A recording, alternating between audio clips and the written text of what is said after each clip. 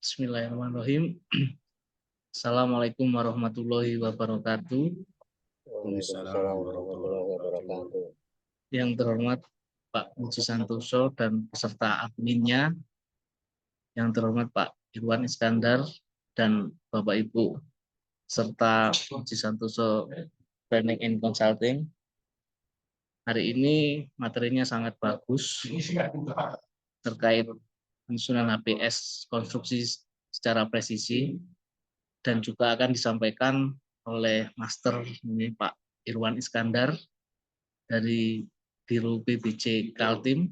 Pengalaman beliau ini sudah pejabat pengadaan, Pokja, BPK, juga punya SKA ahli bangunan gedung, punya TUT, banyak sekali ini. Ini tidak keliru Pak Muji kalau memanfaatkan menggandeng Pak Irwan Iskandar untuk menjadikan pemateri pada siang hari ini. Sebelum kita mulai, ada beberapa hal yang perlu digarisbawahi. Pada nanti Pak Irwan Iskandar akan menyampaikan materi sekitar 45 menit. Kemudian 45 menit selanjutnya itu akan ada diskusi tanya jawab. Yang diprioritaskan adalah yang raise hand di sini, baru ke fitur chat. Untuk itu sebelum kita mulai, maka baiknya kita awali pada siang hari ini dengan doa. Berdoa mulai.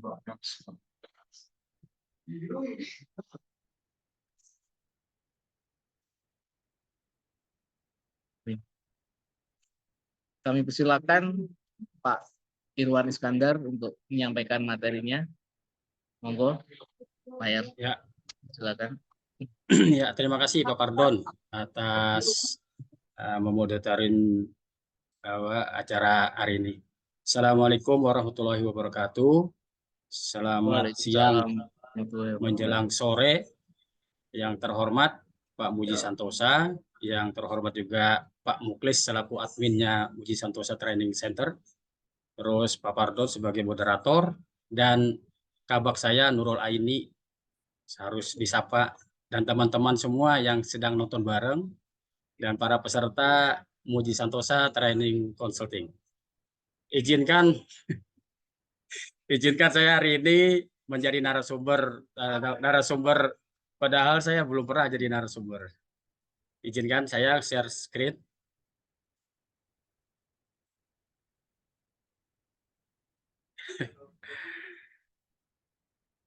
Ya.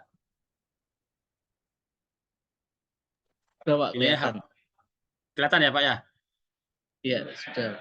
Nah, ya, saya diminta oleh Pak Muji untuk menyampaikan HPS konstruksi secara presisi. Ini saya di sini bukan untuk mengajari, tapi kita saling sharing ilmu atau saling memberi masukan lah terkait HPS konstruksi secara presisi. Ini di biodata saya. Terus peraturan yang dasar peraturannya adalah PP 16 tahun 2021 tentang peraturan pelaksanaan Undang-Undang Nomor 28 tahun 2002 tentang bangunan gedung. Kedua, Permen PUPR Nomor 1 tahun 2022 tentang pedoman penyusunan perkiraan biaya pekerjaan konstruksi bidang pekerjaan umum dan perumahan rakyat. Dirubah menjadi Permen PUPR Nomor 8 tahun 2023 tentang pedoman penyusunan perkiraan biaya pekerjaan konstruksi bidang pekerjaan umum dan perumahan rakyat. Ada lagi keluar terbaru Surat Edaran Dirjen Binkon Bina Konstruksi PUPR 73 tahun 2023 tentang tata cara penyusunan perkiraan biaya pekerjaan konstruksi bidang pekerjaan umum dan perumahan rakyat. Dan juga peraturan presiden kita tentang pengadaan barang jasa. Kalau sudah di PBJ itu biasanya sudah ini bergelut dengan ini, mungkin hafal semua sudah. Dan maksud teman-teman yang nonton bareng itu hafal semua Perpres 12 tahun 2021. Beserta peraturan LKPP nomor 12 tahun 2021 juga. Jangan lupa juga ini pesanan dari Bu Nurul, instruksi Presiden Impres nomor 2 tahun 2022 tentang percepatan peningkatan penggunaan produk dalam negeri dan produk usaha mikro, usaha kecil, dan koperasi dalam rangka menyukseskan gerakan nasional bangga buatan Indonesia pada pelaksanaan pengadaan barang jasa pemerintah, yaitu PDN. Jadi semua produk atau bahan-bahan yang kita gunakan itu harus menggunakan produk dalam negeri. Jasa konstruksi ini terbagi beberapa, yaitu jasa konstruksi adalah suatu pelayanan profesional yang menyediakan jasa pembangunan bangunan. Bangunan sendiri itu ada beberapa terbagi, yaitu jalan, jembatan, gedung, sumber daya air, infrastruktur, dan masih banyak lagi ya, seperti drainase juga termasuk, irigasi juga termasuk. Cuma saya di sini akan mencontohkan APS gedung. Bangunan gedung sendiri adalah sebuah konstruksi yang sangat penting dalam kehidupan manusia modern. Bangunan gedung adalah tempat di mana kita tinggal, bekerja, belajar, dan mengajar hiburan. Contoh kayak rumah pribadi, rumah kita, Pak, itu adalah tempat kita tinggal. Itu adalah bangunan gedung. Terus dalam membuat bangunan gedung perlu dipertimbangkan faktor keamanan, daya tahan, keindahan, dan efisiensi energi. Dalam perkembangannya telah ada bangunan yang berlanjutan dan ramah lingkungan. Jadi kita dalam membangun bangunan gedung itu kita utamakan keamanan, Pak. Contoh kalau kita tidak ada pintu kan itu tidak aman. Artinya orang sembarang orang bisa masuk kan. Terus daya tahan. Ketika kita bangun asal aja bahan-bahan tidak terpilih, itu akan mengakibatkan kegagalan bangunan atau kegagalan konstruksi nantinya.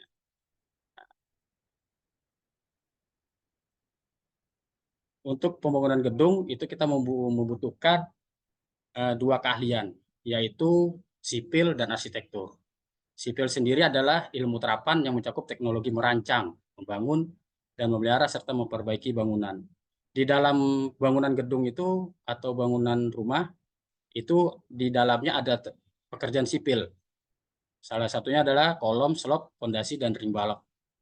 Arsitektur sendiri adalah sebuah ilmu seni atau praktek perancangan dan pembangunan struktur dan konstruksi bangunan. Dalam arti yang lebih luas, arsitektur dapat mencakup merancang dan membangun keseluruhan lingkungan, seperti perencanaan kota, lingkungan makro, tidak hanya satu bangunan atau pelengkapnya saja. Nah, di dalam bangunan gedung atau rumah, itu yang disebut arsitekturnya adalah dinding, pelafon, atap, dan lain-lain yang bukan pekerjaan sipil. Nah, tenaga ahli yang dibutuhkan dalam bangunan gedung, yaitu sipil dan arsitektur yang bergerak di bidang ada perancangan dan pengawasan. Nah, sedangkan perancangan sendiri itu tenaga ahli yang dibutuhkan adalah sebagai engineer estimate untuk menghitung kebutuhan volume dan anggaran dalam pembangunan gedung atau rencana anggaran biaya yang dibutuhkan oleh PPK atau owner untuk dijadikan harga perkiraan sendiri.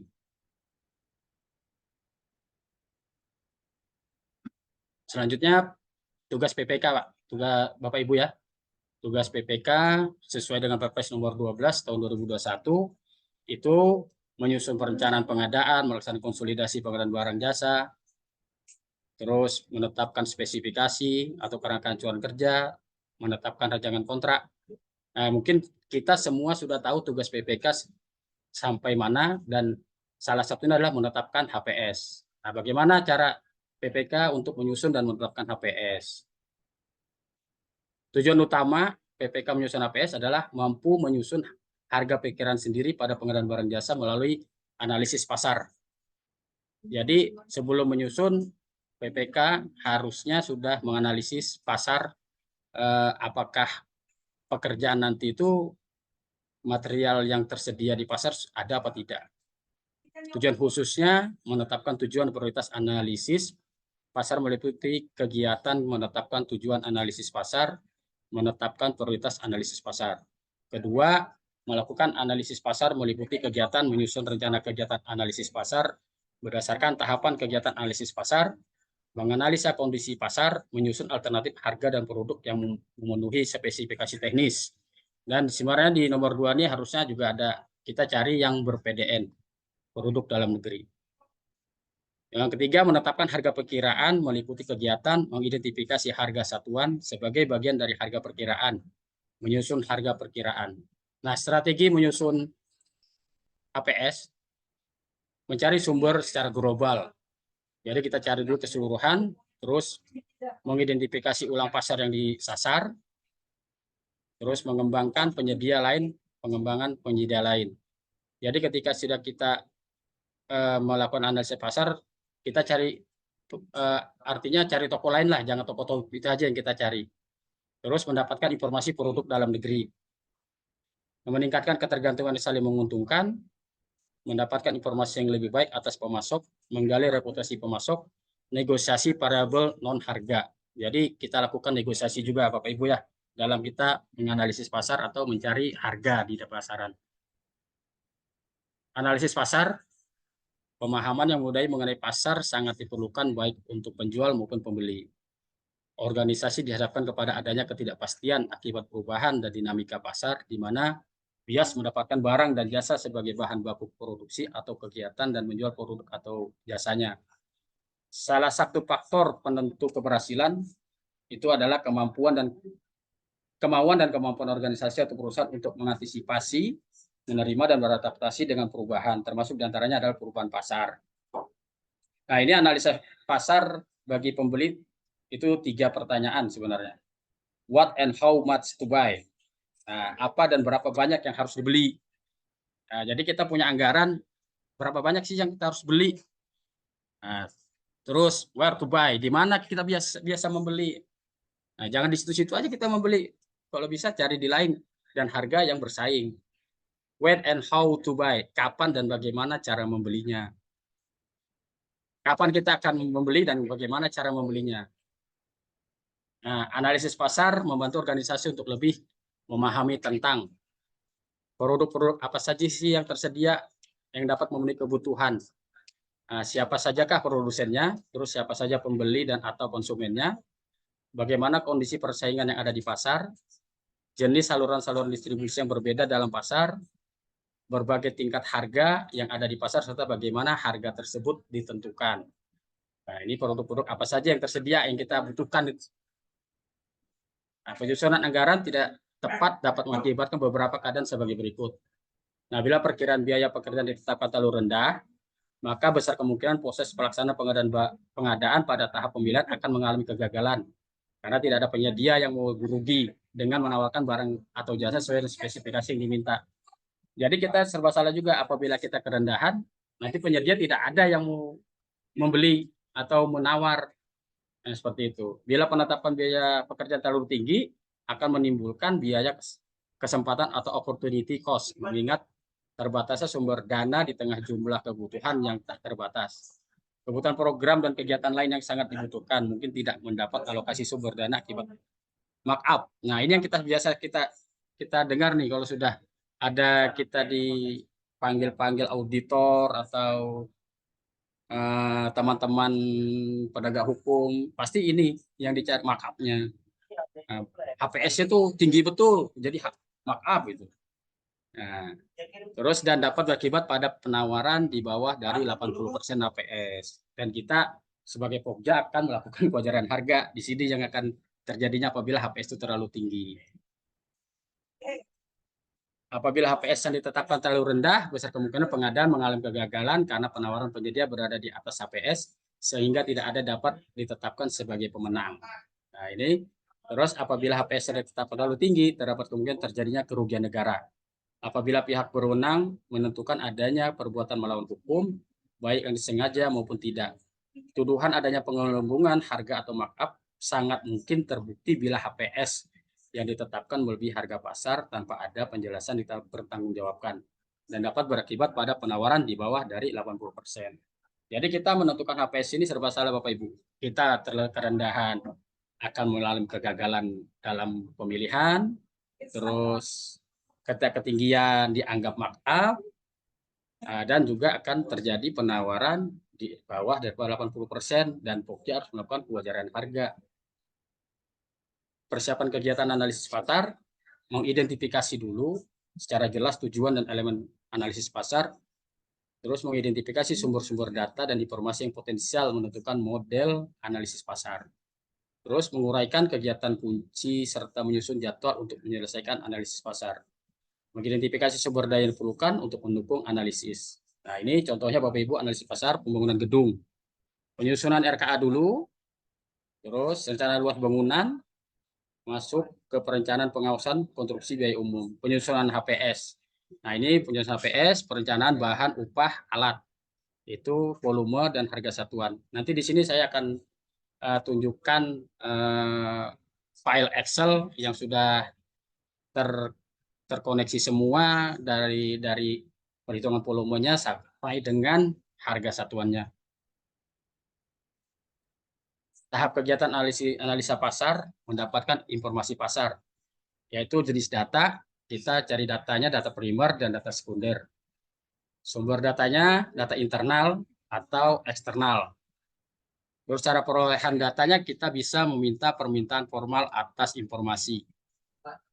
Pendekatan bebas untuk pengumpulan informasi online atau kontrak yang sama ya, tahun yang dulu kontrak yang sesuai sama dengan pekerjaannya. Penilaian harga dari sisi biaya produksi, struktur harga dasarnya terdiri dari elemen berikut ini. Biaya bahan langsung atau direct material, biaya tenaga kerja langsung, biaya overhead, keuntungan atau profit. Nah, kalau keuntungan ini kan sudah ditentukan Bapak Ibu ya di dalam Perpres 12 itu maksimal ada 15%.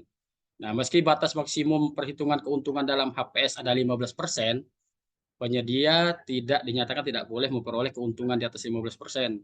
Meski harga yang ditawarkan penyedia sama dengan harga pasar, namun karena mempunyai keunggulan komparatif maupun kompetitif di samping para pesaingnya, mungkin penyedia akan memperoleh keuntungan di atas 15%. Sampai saat ini tidak ada larangan atau batasan maksimal yang tegas dalam berbagai ketentuan yang berlaku tentang realisasi keuntungan rekanan dalam pelaksanaannya. Karena dia bisa saja Bapak Ibu mencari harga yang lebih murah. Jadi dia bisa mendapatkan keuntungan di atas 15%. Saya contohkan, kita mendapat harga semen itu 65.000. 65.000 ternyata semennya kalau dengan jumlah banyak, namanya kita bangun suatu bangunan dengan berapa lantai, dengan 7 atau 8 lantai, contohnya itu akan membutuhkan beratus sak semen atau bisa beribu semen.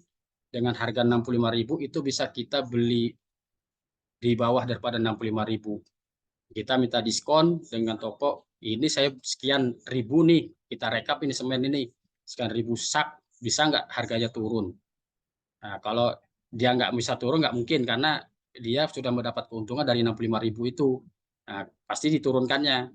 Saya pernah bertanya ke suatu toko, itu dia memberi turun itu ada 1.000 rupiah. Kalau 1.000 rupiah dikali 1.000 sak semen kan udah berapa itu kan? Nah, itu penyedia bisa lagi cari lagi di bawah itu Bapak Ibu gitu. Nah, itulah cara kita untuk menganalisis pasar, mencari harga bahan pekerjaan konstruksi yang lebih presisi. Menetapkan harga perkiraan, identifikasi harga satuan dalam penyusunan estimasi biaya barang atau jasa dapat dikelompokkan. Barang jadi, nah barang jadi ini mungkin kita pengadaan barang ya, barang atau jasa produksi. Nah barang jadi itu seperti barang material, barang produksi, konstruksi, jasa lainnya, dan jasa konsultansi.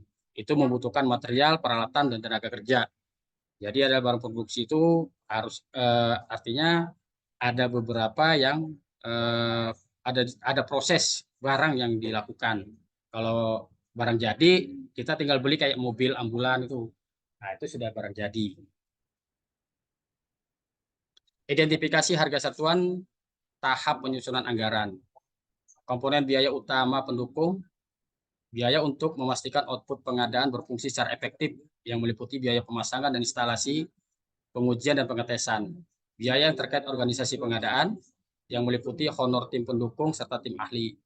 Biaya operasional organisasi pengadaan yang meliputi biaya perjalanan dinas, biaya makan dan minum, biaya cetak dokumentasi serta ATK. Biaya lain diperlukan sesuai ketentuan yang berlaku, misalkan biaya honor PA, KPA. Nah, ini jangan lupa Bapak Ibu pendukung, biaya untuk memastikan output pengadaan berfungsi secara efektif. Nah, ketika tidak ada honor tim pendukung, jadi nanti PPK bekerja sendiri. Nah, itu yang kadang kita sebut PPK jangan jadi Superman, kalau bisa PPK punya super tim. Jadi ada tim pendukung dan tim ahlinya. Biaya operasional juga jangan lupa. Nanti kita di kecamatan pelaksanaan pekerjaannya tidak ada perjalanan dinas kan, siapa yang akan membawa kita untuk melihat bangunan tersebut kan? Biaya makan minum, rapat ketika kita melakukan persiapan penandatanganan kontrak. Kan kita nggak mungkin, dan bahaya juga apabila kita meminta kepada kontraktor untuk menyediakannya. Biaya cetak, dokumentasi, serta ATK juga kita siapkan dalam kegiatan. Nah, biaya lain ini yang paling penting Bapak Ibu, honor PA atau KPA. Masa PA KPA yang bertindak sebagai PPK hanya kerja sebagai syariah, tidak diberi honor. Kalau saya prinsip saya honor harus utama, jangan syariah. Setelah komponen utama dan pendukung diidentifikasi, langkah selanjutnya mengidentifikasi atas harga satuan komponen dengan ketentuan. 1. Melakukan identifikasi komponen utama dan komponen-komponen pendukung. Kegiatan diperkenankan berdasarkan ketentuan yang berlaku atau pengetahuan umum yang dimiliki. Melakukan identifikasi harga satuan komponen berdasarkan analisis pasar yang bersumber dari standar harga atau biaya yang ditetapkan oleh pejabat yang berwenang. Artinya ini kayak SSH tadi yang dibilang Pak Bardon, satuan standar harga ya. Terus dasar pasar atau harga kontrak sejenis di instansi atau instansi yang sama. Terus yang ketiga, melakukan penyesuaian harga yang diperlukan berdasarkan data yang dapat dipertanggungjawabkan. Nah, khusus untuk penyusunan APS, pada pengadaan barang yang menggunakan evaluasi penilaian biaya secara umum ekonomis, komponen-komponen perlu diidentifikasi satuannya meliputi harga barang, biaya operasional, biaya pemeliharaan, serta perkiraan nilai sisa. Nah, ini yang untuk komponen evaluasi penilaian biaya selama ekonomis. Nah, ini Bapak Ibu contoh survei harga yang saya lakukan. Ini di toko bangunan Berkat Andika. Saya survei harganya. Dan ini sebenarnya dapat potongan Bapak Ibu ya, cuma tidak dituangkannya potongannya. Nah, konseptual cost estimating. Rumus konseptualnya cost. Nah, ini UC-nya perkiraan atau proyeksi. A-nya itu minimum unit cost pekerjaan dari kontrak sejenis yang selesai. B-nya rata-rata unit cost pekerjaan dari kontrak sejenis yang selesai. C-nya maksimum unit cost pekerjaan dari kontrak sejenis yang selesai. Nah, detail estimatingnya, proses memprediksi biaya menggunakan analisis kuantitatif dari pekerjaan yang dibutuhkan berdasarkan dokumen desain. Garis besar langkah estimasi ini menyiapkan survei kuantitas atau volume ya, volume pekerjaannya. Menentukan harga untuk tiap-tiap item pekerjaan.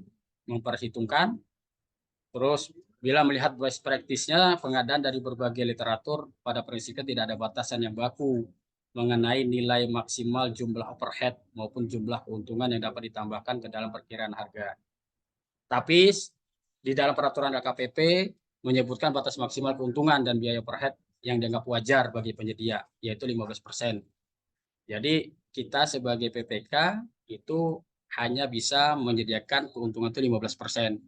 Dan sebaiknya di bawah daripada 15%. Jangan pas kita pasang 15% artinya dibolehkan kita pasang 15%, kalau bisa di bawahnya. Ini di peraturan KPP nomor 12 tahun 2021 halaman 10. Nah, penetapan perkiraan harga untuk penyusunan HPS. Harga perkiraan sendiri HPS merupakan estimasi harga yang ditetapkan oleh pejabat pembuat komitmen. Jadi PPK ya, ini yang bertanggung jawab ya, dengan tugas PPK tadi sesuai dengan peraturan Presiden nomor 12 tadi. Dan dikalkulasikan secara keahlian dengan menggunakan data yang dapat dipertanggungjawabkan. Artinya datanya data-data survei. Nah, penetapan perkiraan harga untuk penyusunan HPS secara implisit mengatur tentang syarat kompetensi penyusunan HPS yang harus memiliki keahlian sesuai bidang yang akan diadakan. Nah, contoh gedung, keahliannya ya gedung. Terus pembentukan tim pendukung atau menyerahkan kepada pihak lain yang kompeten seperti konsultan perencana atau perancangan. Merupakan pilihan bila PPK atau stafnya tidak memiliki keahlian atau tidak memiliki waktu dan tenaga yang cukup bila dibandingkan dengan volume pekerjaan yang akan dilaksanakan. Jadi artinya kita bisa meminta kepada konsultan perancangan untuk menyhitungkan harga perkiraan sendiri. Tapi nanti produknya mereka adalah DED Bapak Ibu ya, Detail Engineering Design. Dan itu Detail Engineering Design juga harus direview oleh PPK sebelum diserahkan. Nah, terus penyerahan penyusunan APS kepada pihak lain bukan berarti melepaskan tanggung jawab PPK untuk memahami proses penyusunan APS. sebelum menandatangani HPS, PPK mestinya terlebih dahulu melakukan proses review untuk memperoleh keyakinan bahwa dokumen tersebut telah disusun sesuai dengan ketentuan, dengan perhitungan yang cermat, dan berdasarkan data-data yang dapat dipertanggungjawabkan. Nah, PPK perlu Bapak Ibu untuk mereview. Artinya DED-nya konsultan jangan serta-merta langsung diterima. Nah, direview dulu, ketika ada perubahan, kita bisa meminta kepada konsultan perancang yang untuk berubah, bukan PPK yang merubah, karena itu menjadi hasil outputnya pekerjaan perancangan atau perencana. HPS seharusnya menggunakan data real untuk kuantitas dan harga satuannya. Harga satuan dapat mungkin mencerminkan harga saat HPS disusun. Nah, ini contoh Bapak Ibu untuk berita acara review harga perkiraan sendiri. Jadi PPK mengundang dulu konsultan perencana dan tim teknisnya untuk melakukan rapat review. Nah, data-data apa saja yang dibawa? RAP-nya, spesifikasi gambar desain, terus rencana kerja dan syarat atau RKS. Ini yang direview oleh PPK. Jadi ini semua DED-nya daripada konsultan perancangan.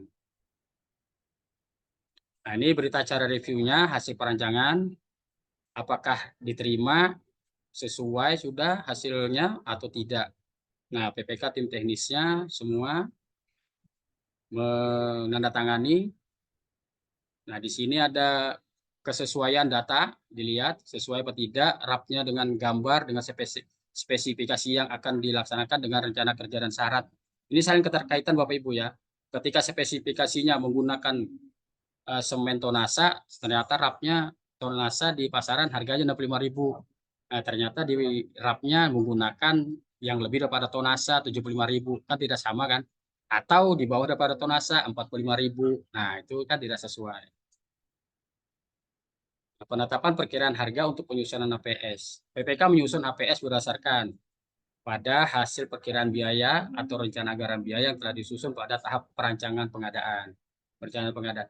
Terus yang B, pagu anggaran yang tercantum dalam DIPA atau DPA, atau untuk proses pemilihan dilakukan sebelum penetapan DIPA atau DPA mengacu kepada pagu anggaran yang tercantum dalam RKA, Kementerian Lembaga, atau RKA perangkat daerah, dan hasil review perkiraan biaya atau rencana anggaran biaya yang telah memperhitungkan biaya tidak langsung, keuntungan dan pajak pertambahan nilai.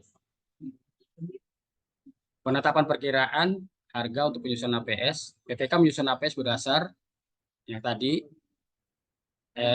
RKA, DPA segala macam. Nah, PPK dapat meminta masukan dari tim ahli atau tenaga ahli dalam penyusunan APS. APS dihitung secara keahlian dan menggunakan data informasi yang dapat dipertanggungjawabkan. Data informasi yang dapat dipertanggungjawabkan untuk penyusunan APS antara lain harga pasar setempat, yaitu harga barang jasa di lokasi, barang jasa diproduksi atau diserahkan dilaksanakan, menjelang diselenggarakannya pemilihan penyedia. Jadi ketika pekerjaannya ada di daerah kecamatan, kita analisis pasarnya atau harga pasarnya, cari harga setempat Bapak Ibu ya. Jangan nanti kecamatan A, kita harga pasarnya kita cari di harga B. Nah, itu secara tidak langsung akan berbeda harganya karena mungkin dari jarak untuk ongkirnya yang berbeda ya. Terus pagu anggaran yang tercantum dalam DIPA, DPA atau proses pemilihan dilakukan sebelum penetapan DIPA atau DPA mengacu kepada pagu anggaran yang tercantum dalam RKA, KL atau RK perangkat daerah. Dan C-nya informasi biaya harga satuan yang dipublikasikan secara resmi oleh asosiasi. Yang dimaksud dengan asosiasi adalah asosiasi profesi keahlian, baik yang berada dalam negeri maupun di luar negeri. Informasi biaya atau harga satuan yang dipublikasikan termasuk pula sumber data dari situs web komunitas internasional yang menayangkan informasi biaya atau harga satuan profesi kalian di luar negeri yang berlaku secara internasional, termasuk di mana pengadaan barang jasa akan dilaksanakan. Nah, kita bisa juga ngambil informasinya dari situs Bapak Ibu ya, dari web kita ambil harganya. Contoh kayak seperti renumerasi, kita kan bisa ngambil dari Kemen PUPR 524, terus untuk Inkindo kan seperti itu kan untuk tenaga ahlinya, renumerasi tenaga ahli.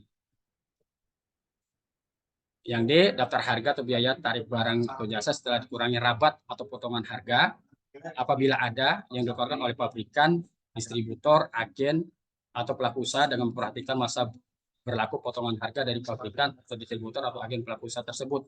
Nah, ini tidak mungkin tidak ada Bapak Ibu. Semua itu pasti ada potongan. Apalagi kita membelinya itu dalam jumlah besar nantinya, jumlah banyak, itu pasti mau dia ada potongan. Inflasi tahun sebelumnya, suku bunga pinjaman tahun berjalan dan atau kurs tengah valuta asing terhadap rupiah di Bank Indonesia. Terus hasil perbandingan biaya atau harga satuan barang atau jasa sejenis dengan kontrak yang pernah atau sedang dilaksanakan. Jadi perbandingan harga kita ambil juga dari kontrak yang pernah ada atau yang sedang dilaksanakan. Nah, jadi misalnya kita PPK, ada PPK 1 pekerjaannya sama nih, pembangunan gedung sekolah. PPK satunya juga pembangunan gedung sekolah. Kita bisa referensi harganya di situ. Kita ambil. Terus perkiraan perhitungan biaya atau harga satuan dilakukan oleh konsultan perencana atau perancangan yang menjadi engineer estimate, bukan langsung jadi OE ya, owner estimate ya Bapak Ibu ya. Ini masih engineer estimate. Jadi perkiraan daripada perhitungan perancangan. Nah, kalau kita kan sudah menjadi OE dia, owner estimate atau harga perkiraan sendiri. Informasi harga diperoleh dari toko daring bisa juga kita peroleh. Terus informasi biaya atau harga satuan barang jasa di luar negeri untuk tender atau seleksi internasional. Dan atau informasi lain yang dapat dipertanggungjawabkan. APS tidak boleh mempertimbangkan biaya tak terduga, biaya lain-lain dan pajak penghasilan. Jadi APS tidak boleh biaya tak terduga Bapak Ibu, biaya jalan-jalan misalnya, terus pajak pertambahan hasil. Itu pertambahan hasil itu memang sudah menjadi tanggung jawab para penyedia ya. Jadi kita tidak boleh mentuangkan dalam HPS. Terus nilai HPS bersifat terbuka dan tidak rahasia Bapak Ibu. Serta paling tinggi sama dengan nilai pagu anggaran. Sedangkan rincian HPS bersifat rahasia. Nah, ini kadang dipertanyakan, masa cuma nilai HPS-nya aja sekian, 1 miliar sekian. Kan itu kan seperti item pekerjaan kan ada. Itu masa tidak bisa dilihat. Ya saya kadang bilang itu sifatnya rahasia, bukan terbuka. Nanti ketika sudah tender itu selesai atau pekerjaan itu selesai, itu akan dibuka bisa. Nah, kecuali rincian harga satuan tersebut telah tercantum dalam dokumen anggaran belanja.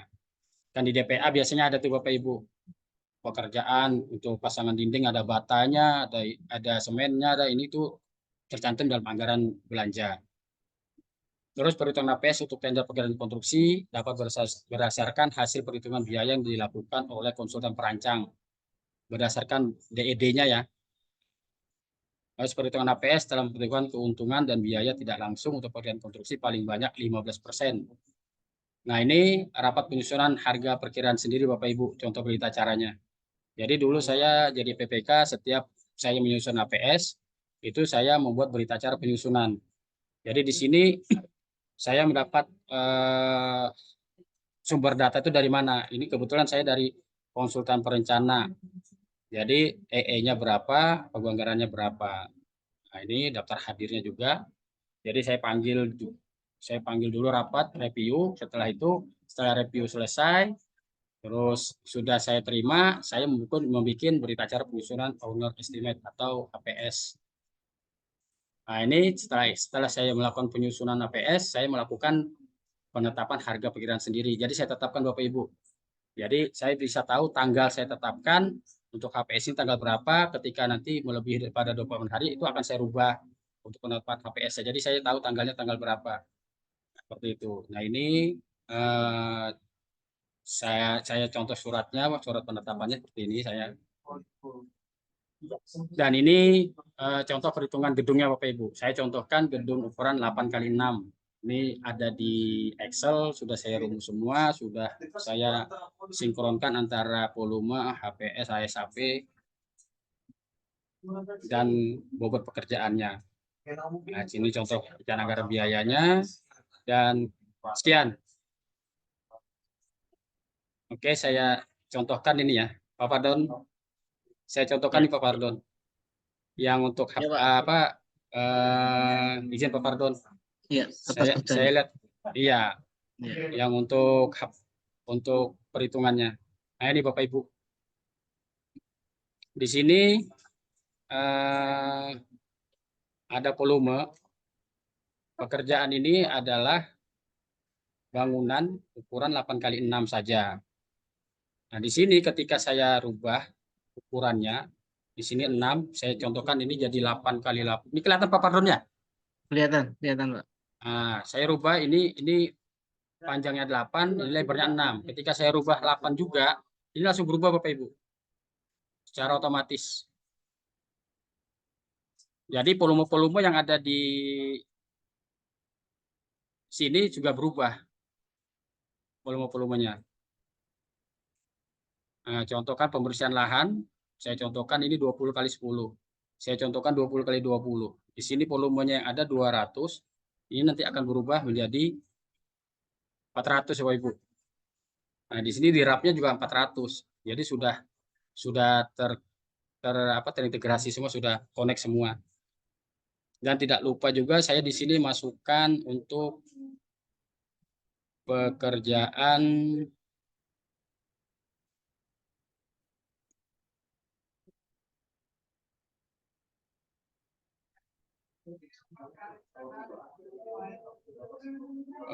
untuk K3-nya Bapak Ibu jangan lupa ya, masukkan K3-nya ya.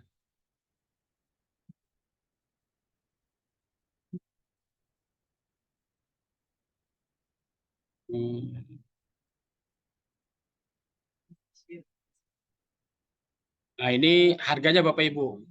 Ini saya potongan diskonnya, harga dasarnya itu potongan diskonnya 1.000 semua saya anggap. Ini sudah masuk. Jadi harga di sini, harga dasar satuan bahan dan upah itu sudah harga diskon masuknya. Bukan harga dasar yang ini, yang 171. Nah, ketika ini saya rubah diskonnya menjadi 2.000, itu akan berubah juga 169. Nah, ini Bapak Ibu ya.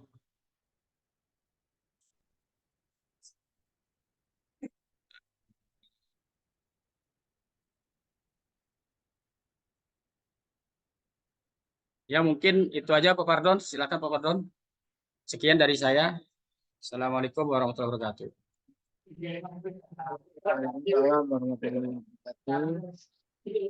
Kita berikan close dulu ya untuk Pak Irwan yang menyampaikan materi siang hari ini.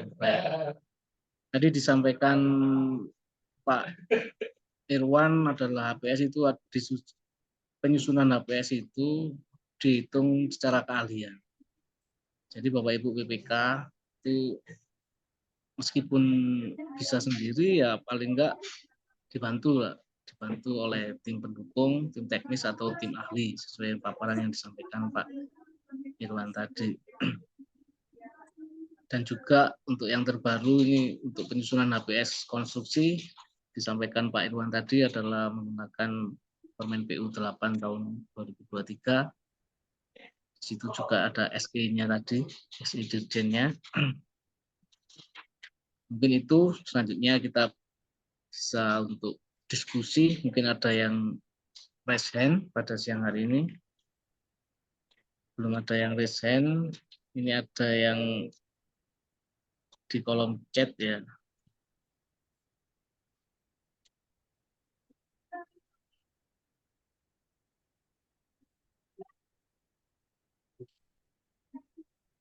Ini ada pertanyaan ini Pak Irwan ya, mungkin bisa langsung ditanggapi.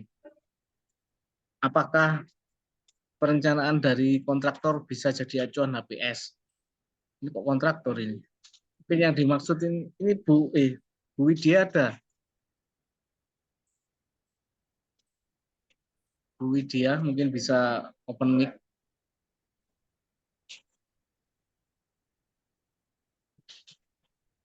Ini mungkin yang dimaksud perencanaan dari konsultan, mungkin Pak bisa jadi engineering estimate itu Pak.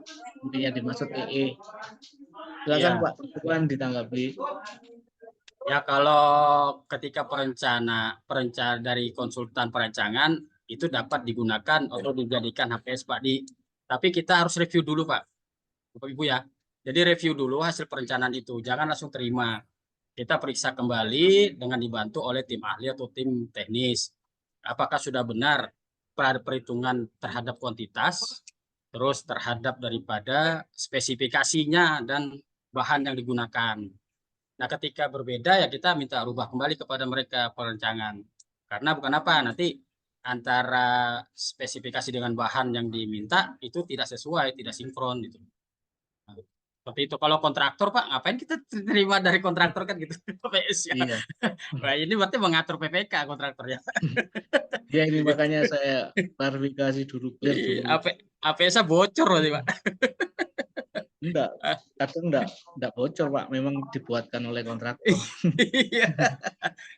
Lah ini sudah direncanakan dari awal Pak berarti. Iya.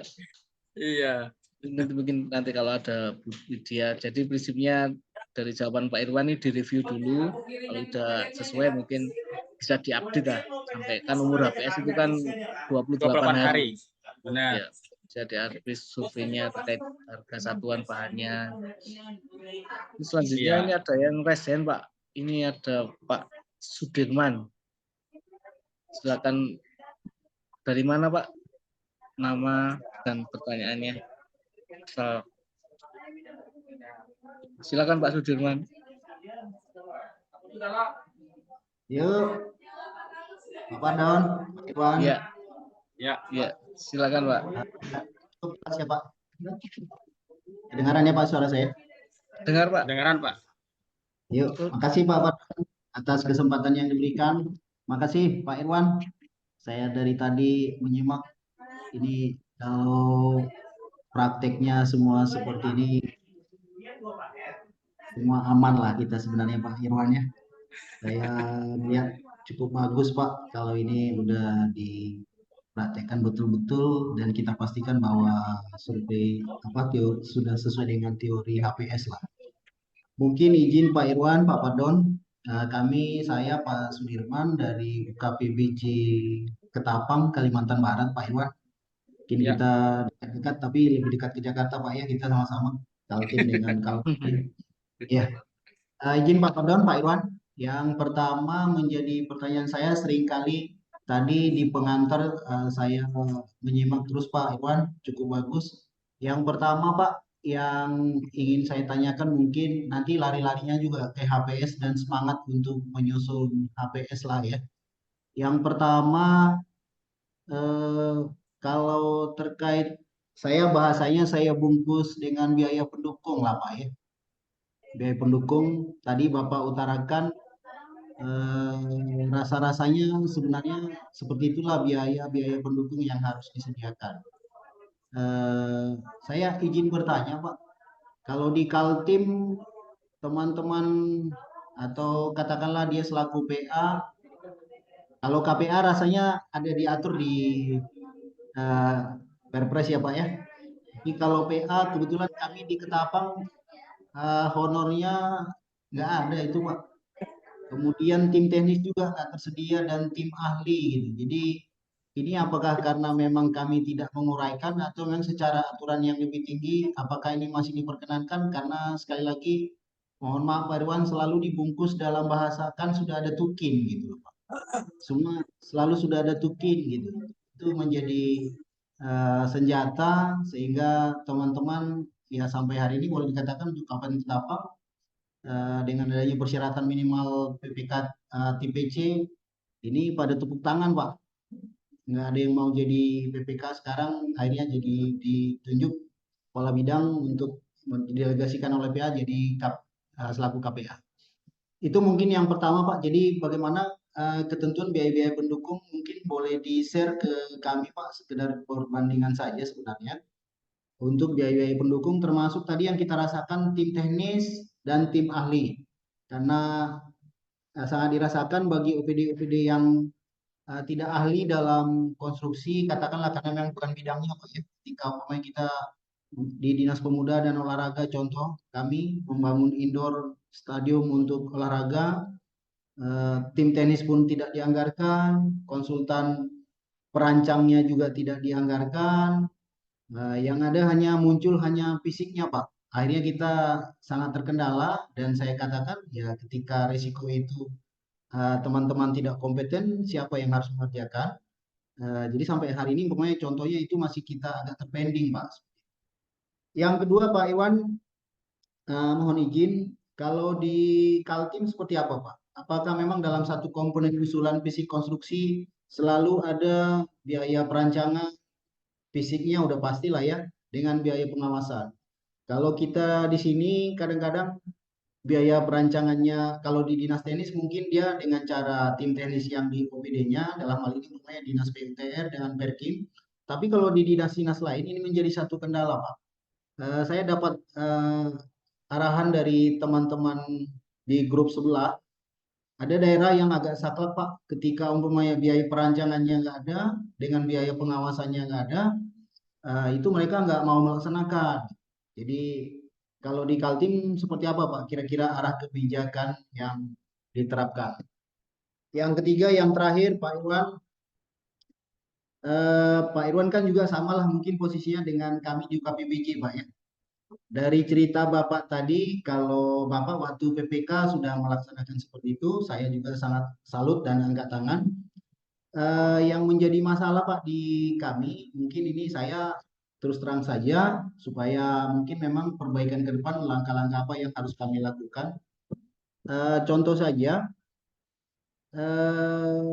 bagaimana Bapak memastikan ketika review bahwa cerita seperti yang Bapak sampaikan tadi itu telah dilakukan oleh KPA atau PPK dalam menyusun HPS yang secara pemaparan Bapak tadi menurut saya ya seperti itulah sebenarnya teori penyusunan HPS. Cuman yang ingin saya pastikan bagaimana biasanya teman-teman di Pokja di Kaltim memastikan bahwa proses itu memang benar-benar dilakukan, Pak. Maksud saya, contoh ketika kita membeli semen 10 sak dengan 1000 sak, yang terjadi Pak di kami, mungkin jujur saja nih Pak, eh, kami kan di daerah, mungkin di sana juga, salah satu acuan ditetapkan dengan peraturan kepala daerah ya, untuk harga bahan upah per kecamatan gitu. Teman-teman di kami, di dinas teknis, itu langsung memakai itu Pak. Langsung memakai itu. Jadi teori 28 hari sebenarnya untuk sebagian saja yang mereka ini agak gunakan, tetapi kalau dipastikan satu persatu apakah itu berdasarkan survei harga pasar yang sebenarnya, karena selama ini perlakuan yang kami lihat antara beli 1000 sak dengan 10 sak dengan 100 sak itu harganya masih sama Pak. Kemudian yang terakhir, bagaimana tentang ketentuan upah minimum kabupaten atau provinsi yang diatur dengan SK Gubernur dalam penerapannya dengan upah minimum di harga perkiraan sendiri oleh BPK. Penerapannya seperti apa di sana, Pak? Apakah ketika umpamanya, kebetulan kami agak ada dua hal yang berbeda, Pak. SK Gubernur tentang UMK Kabupaten, contoh katakan itu 122.000 per hari.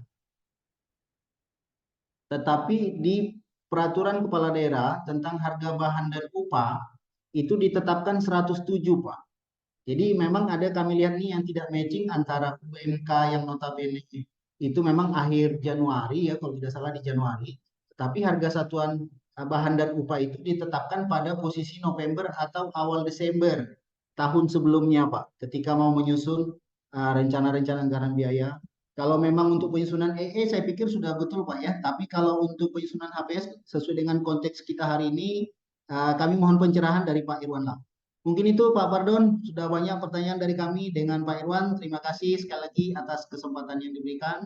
Kami dari Ketapang mengucapkan terima kasih. Assalamualaikum warahmatullahi wabarakatuh. Waalaikumsalam warahmatullahi wabarakatuh. Banyak sekali nih dari Pak Iya. Sudirman. Mungkin kita urai satu-satu aja ya Pak.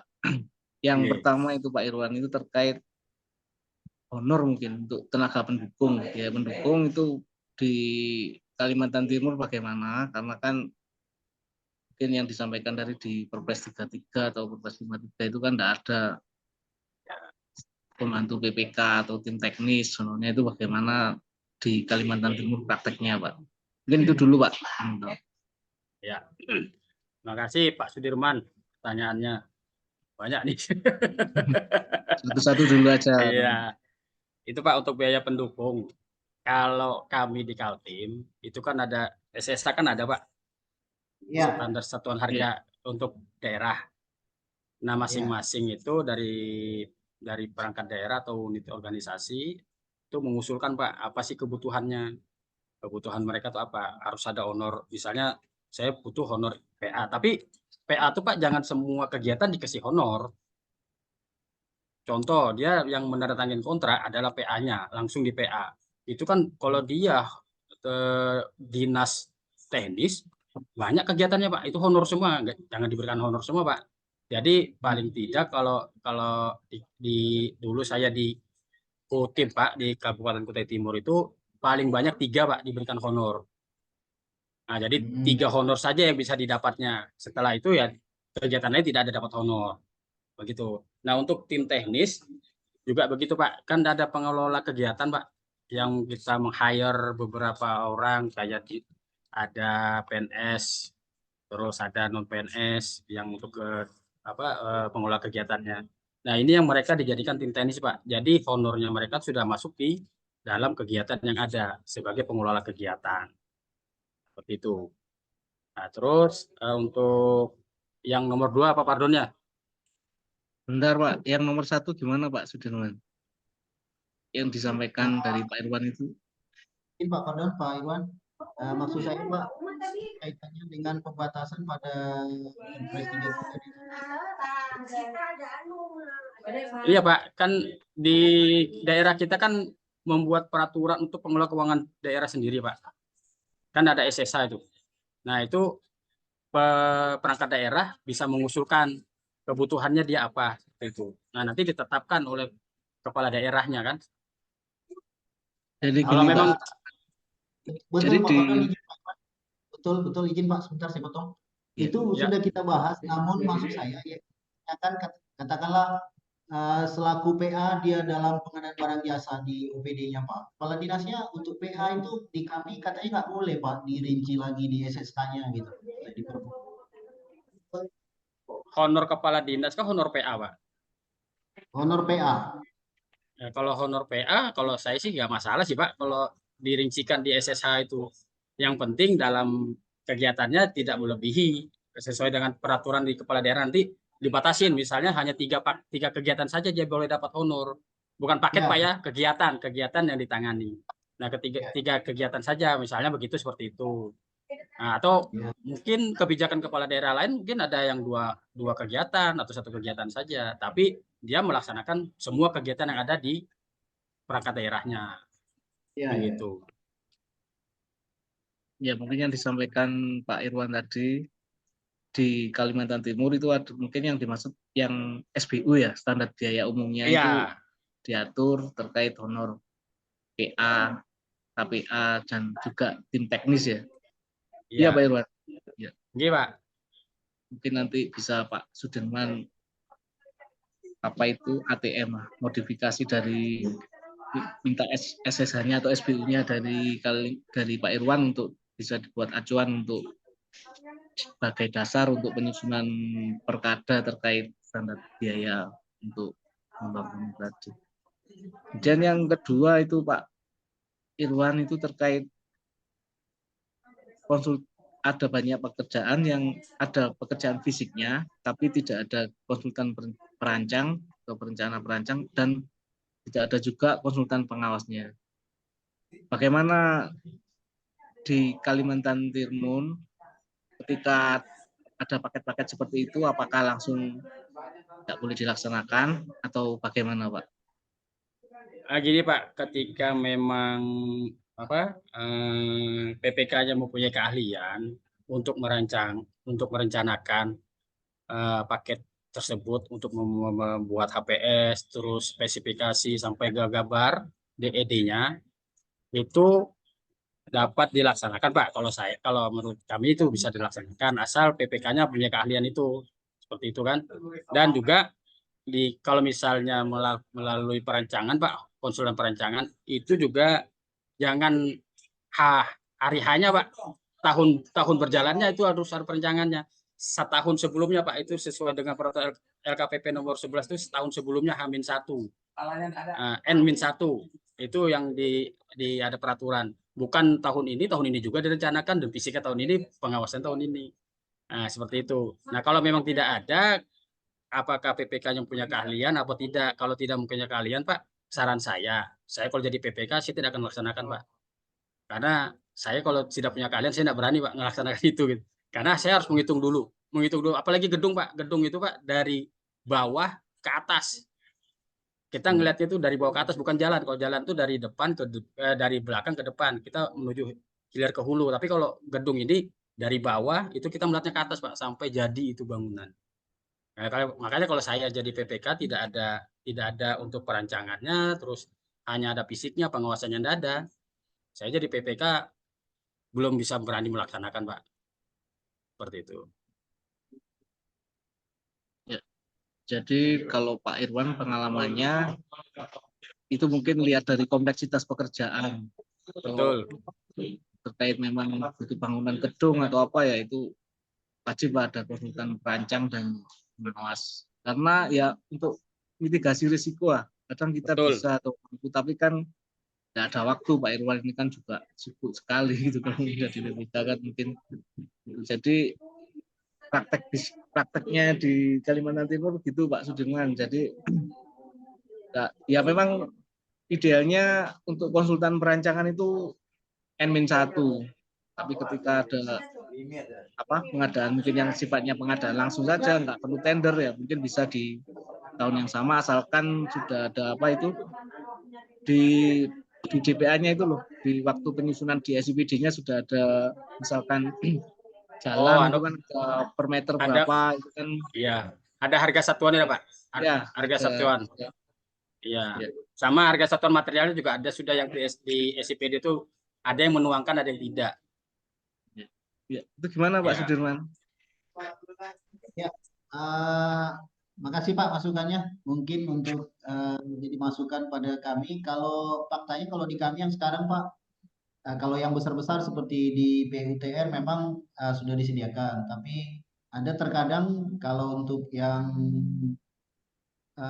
ini kami temui faktanya lah Pak ya. Jadi mungkin pada contoh pada yang disampaikan tadi pada Dinas Pemuda Olahraga ketika mau membangun indoor atau membangun tribun, ternyata biaya perancangannya belum tersedia Pak. Jadi agak terpending nih Pak, karena si dinasnya pun secara teknis memang tidak ada basic di situ seperti yang disampaikan Pak Iwan tadi. Mungkin itu aja Pak. Ya. Terus yang ketiga tadi apa Pak Sudirman? Sampai lupa tadi. Langkah-langkah apa saja yang dilakukan dalam review Pak untuk Pokja. Iya, untuk review. Review Pokja itu apakah kita bisa mengetahui PPK itu melakukan itu semua gitu loh. Penyusunan, penetapan, terus sudah mensurvei harga. Ya, kita kan tugas Pokja Pak Sudirman hanya menanyakan saja apakah sudah dilakukan. Dan PPK mengatakan sudah, ya sudah. Kita tidak perlu terlalu ke dalam menanyakan ada nggak buktinya, nggak perlu. Yang penting di review itu, di berita acara review sudah melakukan, ya sudah, berarti kita percaya 100% bahwa PPK itu telah melakukannya seperti itu. Kalau saya sih seperti itu Pak. Dan upah minimum SSA. Ya Pak. Izin Pak Irwan untuk satu contoh kasus saja. Untuk contoh satu kasus saja Pak, ketika kita bicara review ya biasa dari hati-hati juga Pak. Artinya ketika beli 10 sak dengan 1000 sak, saya lihat harganya tetap sama Pak, maksud saya. Jadi mungkin agak sulit saya menerima apakah teori HPS yang seperti yang Bapak sampaikan tadi. Di kami sih mungkin kami berupaya lah Pak ya. Tapi memang untuk prakteknya maksud saya, karena ini kan kita akan menghadapi hal yang sama dari sisi audit, dari sisi apa gitu Pak ya. Nah, tapi teori yang seperti itu rasanya masih berat untuk di tempat kami Pak. Contoh katakan ada simpelnya kadang-kadang ketika pekerjaan-pekerjaan sederhana ya harga satuan yang ditetapkan dengan SK Bupati copy paste ke HPS ketika dia mau melaksanakan pekerjaan Pak. Jujur aja nih. Iya Pak. Kadang saya juga pernah Pak ditanya dengan salah satu dinas tapi di kabupaten. Jadi dapatkah saya menggunakan harga yang ditetapkan oleh kepala daerah? Jadi saya kalau dapat itu saya tidak bisa mengatakan dapat atau tidak dapat, tapi dibaca lagi di kepala daerah, ketetapan kepala daerah sebelum ditandatangani itu Pak, itu ada tertulis kalau nggak salah saya ingat saya bilang itu di situ tertulis ini perkiraan harga tertinggi dalam penyusunan rencana kerja anggaran. Jadi artinya untuk RKA Pak, atau DPA, bukan untuk HPS, saya bilang. Akhirnya dibacanya Pak, dilihatnya, benar, ternyata untuk menyusun anggaran, bukan untuk menyusun HPS. Bedakan antara menyusun anggaran dengan menyusun HPS, Pak. HPS ini kita dapat anggaran, kita susun HPS-nya seperti itu. Cukup Iya, nggak Pak. anggaran sekian untuk untuk pekerjaan ini, HPS-nya cukup nggak? Nah, seperti itu Pak.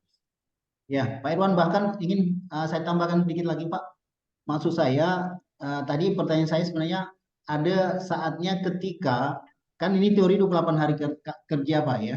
Ya, Ketika harga satuan pada saat survei pelaksanaan pekerjaan mau dilaksanakan, itu ternyata harga satuannya, harga pasarnya lebih tinggi, Pak, dari harga yang ditetapkan oleh kepala daerah sebagai salah satu acuan harga kita dalam menyusun HPS. Itu teman-teman juga pada takut, Pak, makanya. Karena dengan alasan saya belum diskusi nih, Pak, dengan teman-teman BPK.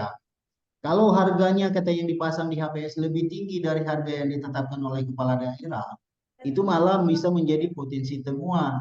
Tapi menurut saya dengan teori 28 hari kerja yang disampaikan Pak Irwan tadi, sesungguhnya statement yang tadi masih perlu patut diklarifikasi barangkali Pak, menurut saya. Jadi ini kadang-kadang yang membatasi ruang gerak kami, ya udahlah ikut aja gitu kan. Tetapi sebenarnya sesungguhnya saya agak penasaran juga Pak Irwan, bagaimana kalau kita diskusi dengan teman-teman auditor dalam hal ini BPK, apakah memang betul demikian? Siapa tahu umpamanya ternyata memang pada saat survei yang notabene November atau Desember, pekerjaannya dilaksanakan ketika Maret atau April tahun yang bersangkutan.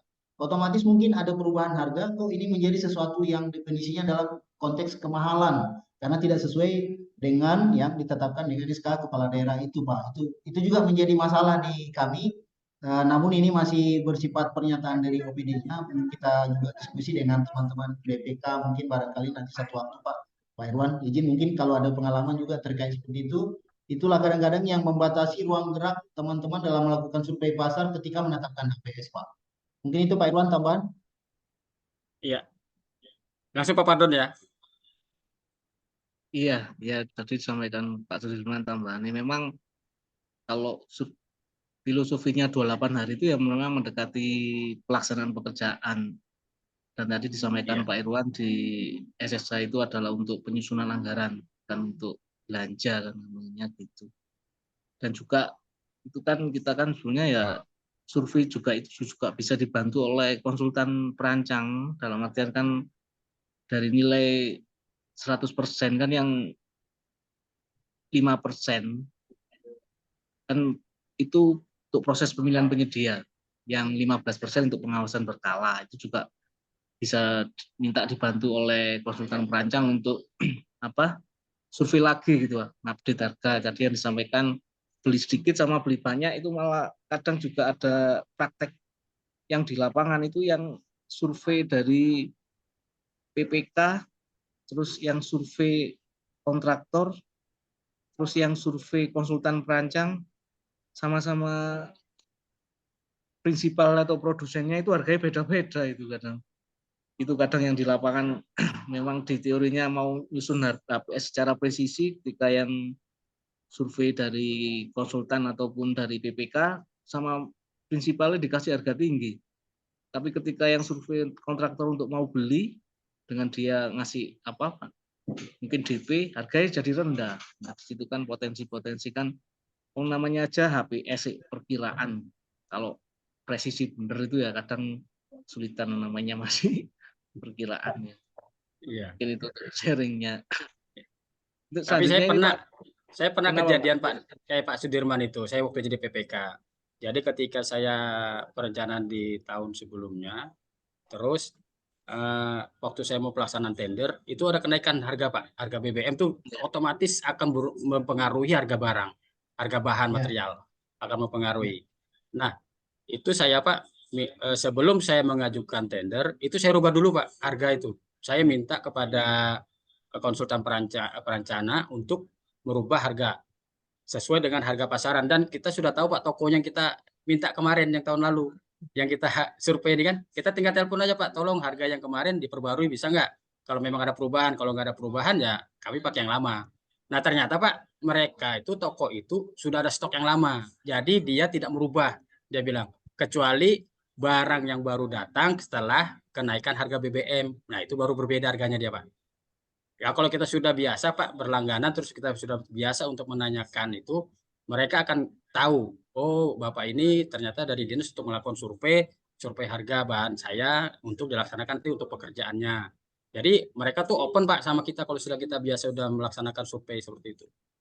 Jadi dia bilang itu, Pak, masih harga yang masih pakai harga yang lama, Pak, kami belum ada kenaikan karena barang yang baru setelah kenaikan BBM belum ada.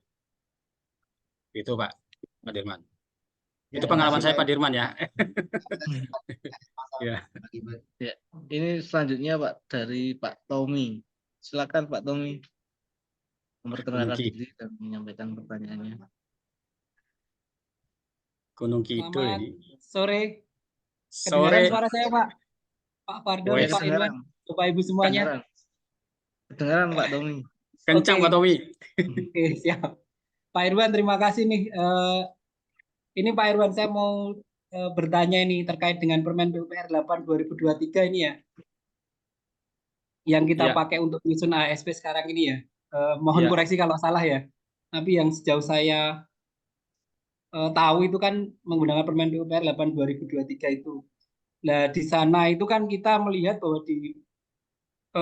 ada ketentuan terkait biaya overhead itu kan ditentukan 10-15%. 11%. Itu kalau Bapak Ibu semua baca di Permen PUPR itu ya. Kemudian di pasal 19 itu di Permen PUPR itu HSP digunakan di perencanaan sampai dengan pelaksanaan. Kemudian yang menggelitik saya ini Pak Irwan mungkin nanti bisa kasih pandangan ya. Apakah kemudian itu wajib ya digunakan ya? Overhead dan keuntungan itu 10-15 karena kan yang dulu-dulu Permen PUPR itu nggak ada 10-15 gitu kan persen itu nggak ada. Kemudian apakah nanti di kewajaran harga itu juga kalau nanti masuk ke kewajaran harga jadi yang penyedia yang menawar tidak sesuai range tadi kemudian dikembalikan ke ASP-nya PPK maka kemungkinan kan dia tidak wajar gitu Pak Irwan. Nah, ini pandangannya Pak Irwan gimana ya dengan Permen PUPR itu? Kemudian yang kedua, selama ini kalau kita ada paket strategis Pak Irwan itu, kalau di Gunung Kidul ya, itu kan sudah direview HPS oleh teman-teman inspektorat ya terkait itu.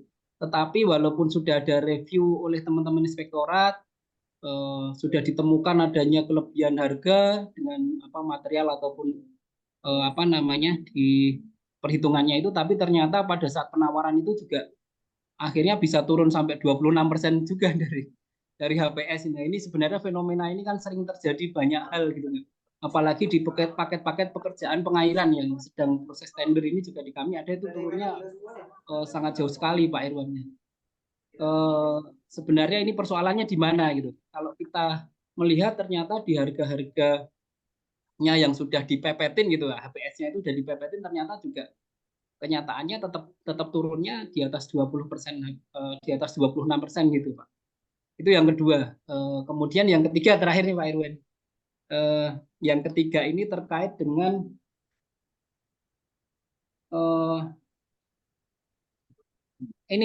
upah pekerja dan tenaga tukang dan seterusnya itu mandor. Kalau di Gunung Kidul itu kan upah tenaga kerja itu pekerja itu kan berdasarkan UMP Pak Irwan. Misalkan 88.000, tetapi kemudian PPK membuat HPS-nya itu kalau tukang itu nanti di atasnya 88 ini misalkan 95, kemudian mandornya nanti 100 dan seterusnya. Apakah kemudian itu pas di penawaran tuh mereka akhirnya membuatnya cuma di atas pekerja itu misalkan 88 pekerjanya, kemudian tukangnya itu 89,5 gitu kan. Kemudian mandornya 90. Nah, apakah kemudian itu bisa nggak di HPS ini apakah wajib di grading tadi Pak untuk upah pekerja, tenaga, kemudian mandor dan seterusnya itu Pak. Apakah harganya cukup dengan harga UMP aja 88 untuk semua pekerja, tukang, mandor dan seterusnya itu tadi Pak. Itu sementara itu dulu Pak Irwan. Kapan main ke Gunung Kidul Pak Irwan? Yes. Nanti Pak. Itu Pak Irwan Itu Pak pertanyaan Mandor. tadi. Nggih, Oke. Pak Tony tadi yang pertama terkait Permen PU 8 2023 yang terkait keuntungan overhead yang 10 sampai 15%. Itu bagaimana, Pak? Ya, kalau peraturan KPP nomor 12 kan sudah jelas Pak Tommy juga. Itu sampai dengan 15% kan. Itu berarti batas tertinggi. Nah, PUPR kan 10 sampai 15%. Jadi di bawah daripada 15% kalau menurut saya kan tidak masalah. Kalau kita menuangkannya misalnya 10%.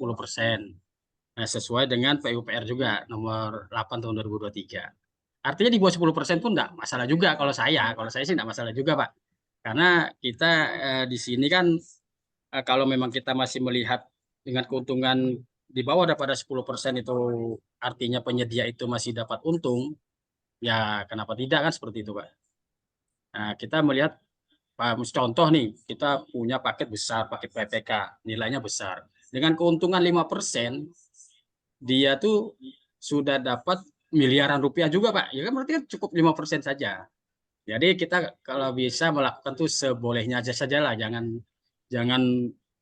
sebaiknya lah, jangan sebolehnya itu. Jadi misalnya PUPR 10 sampai 15%, ya kita melihat kalau memang bisa keuntungannya di bawah itu ya nggak apa-apa kalau kita jadi PPK ya di bawah daripada itu. Seperti itu, Pak. Terus Yang apa lagi Pak Berarti Pardon? tidak apa namanya, kan sekarang ini di Permen PU range itu 10 sampai 15%. Betul. Tidak kemudian pas nanti evaluasi kewajaran harga yang menawarkan di ASP-nya di bawah 10%, misalkan 8 atau 7 overhead dan keuntungannya itu tidak dikembalikan ke PPK 10 tadi ya, misalkan. Ya tidak Pak, kita tetap memakai harga penawaran yang penawarannya ada 7% itu yang kita ketika kewajaran harga itu yang kita hilangkan. Itu yang kita tidak kasih kan, seperti itu. Oke. Ya. Ya. Lanjut. Kemudian yang kedua ini Pak. Yang kedua ini HPS sudah direview APIP, sudah direview inspektorat, surveinya sudah pas gitu, tapi masih banyak penawaran yang di bawah 80%. Ini tadi ada yang turunnya 26%. Itu bola benangnya di mananya gitu lah. Permasalahan itu apa yang salah gitu Pak. Iya Pak, kalau salah benar saya enggak bisa mengatakan salah ini salah benar. Ya mungkinan gini Pak, kalau menurut saya auditor kan dia mungkinan keahliannya dalam konstruksi ada yang punya ada yang tidak.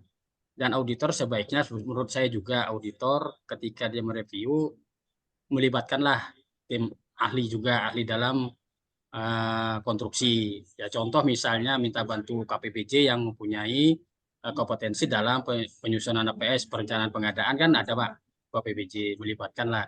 Kalau saya dulu Pak di daerah saya yang lama, saya dilibatkan oleh inspektorat untuk mereviewnya. Untuk mereview terus juga dan juga mungkin data yang diberikan oleh PPK Pak, data yang SSH dari kepala daerah, bukan data yang berdasarkan survei di lapangan. Jadi kesesuaiannya inspektorat melihat review itu ya dari SSH yang kepala daerah tersebut. Jadi dianggapnya sesuai, padahal ya itu tadi yang saya bilang, SSH itu yang ditetapkan oleh kepala daerah hanya untuk menyusun rencana kerja anggaran atau belanja. Itu juga nilai yang tertinggi dan untuk belanja anggaran belanja itu beda dengan APS gitu loh. Ketika ada belanja baru kita membuat APS. Nah, seperti itu dan anggaran APS bisa sama dengan DPA atau lebih turun daripada DPA. Nah, itu. Mungkin itu sih Pak kalau menurut saya sih Pak. Kalau persoalannya di mana salah benar saya belum bisa mengatakan salah, ada yang salah ada yang benar gitu. Kalau analisa seperti itu. Yang disampaikan Pak Tommy tadi fenomena penawaran di bawah 80% gitu. Iya. Ya memang itu bukan sudah banyak di kita juga banyak itu. Mungkin salah satu strateginya itu kan ada yang seringkali yang disampaikan oleh Pak Muji itu karena kan kadang kontraktor itu kan senengnya dapat paket ya. Dapat dalam arti untuk jadi untung itu belakangan kadang gitu. Mungkin itu yang karena apa pinginnya menang gitu konsepnya kalau Gengsi Iya, Pak ya, Pak. gengsi. Kalau menang Iya, kan Pak gengsi Fadil. gitu ya. Iya, Gengsi. Jadi mungkin dari strateginya contoh real dari iya Pak, contoh realnya strateginya gini Pak Fadil, iya Pak. Pak Irwan. Contoh realnya Ya, misalkan kemarin tuh ada pipa ya, pipa HDPE itu. Pipa HDPE itu PPK itu udah survei, kemudian harganya sudah dikurangi harga diskon ya. Iya. Misalkan diskonnya 10% itu. Terus akhirnya PPK menggunakan harga itu. Ternyata penyedia bisa sampai turun 40% lebih gitu kan. Iya, itu Pak, itu pengalaman kita juga Pak Tommy. Itu Sama ya Pak ya. sama-sama dengan pipa. Sama-sama Itu tadi. penyedia nah, pipanya yang Iya, ditanyain oleh PPK dan ditanya oleh penyedia itu bisa iya, beda gitu. beda. Padahal nah, Itu memang jadi waktu kita review HPS, kita kan minta data dukung dari PPK terkait surveinya harga itu. ya, Diberikan apa datanya itu. Terus ketika eval di bawah 80 kan teman-teman kan klarifikasi dapatnya dari mana. Terus kita bawa yang data dari PPK juga terus kita apa dicocokkan dengan di sana. Loh, ini kok sama-sama yang memberikan apa harganya kok ya beda. Nah, itu memang fakta sama di seperti saya lapangan Pak. begitu. Iya, sama nah, itu jadi memang ada ya itu tadi apa ya? Yang survei konsultan, yang survei PPK sama yang survei kontraktor itu kadang memang beda praktek bisnisnya kan gitu. Tapi kan bisa juga itu juga bagian dari apa Pak? Kan untuk nyusun HPS kan juga bisa dari kontrak sejenis ya.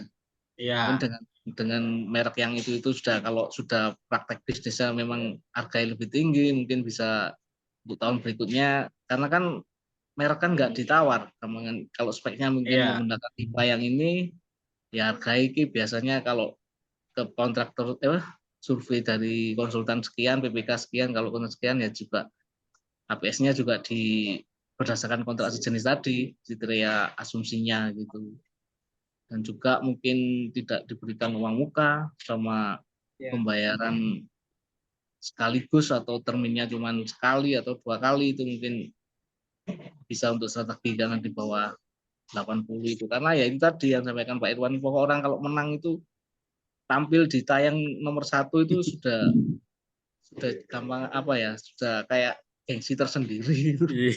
memang gitu bisa menang Ya, itu kalau pipa tuh saya punya pengalaman juga Pak, waktu saya bekerja Ya. di iya daerah yang lama. Jadi memang benar pipa itu ketika kita ke distributor tuh jauh Pak harganya Pak. Saya pernah klarifikasi ke distributor. Ternyata harganya itu bisa 45% dari HPS yang ada. Jadi saya bilang wajar aja kalau misalnya penyedia itu membanting sampai 35% karena masih 10% diberi diskon sama si distributor. Distributornya 45% dari harga yang ditawar, Pak. Iya. Nah, 35% dia banting ya masih masuk gitu. Saya bilang.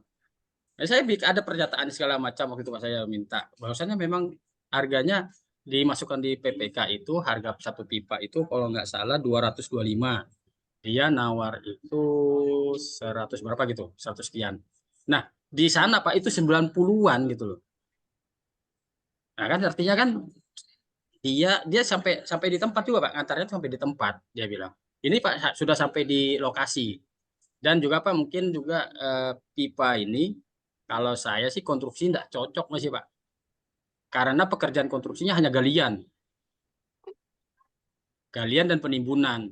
Sedangkan pipanya kan pengadaan Pak.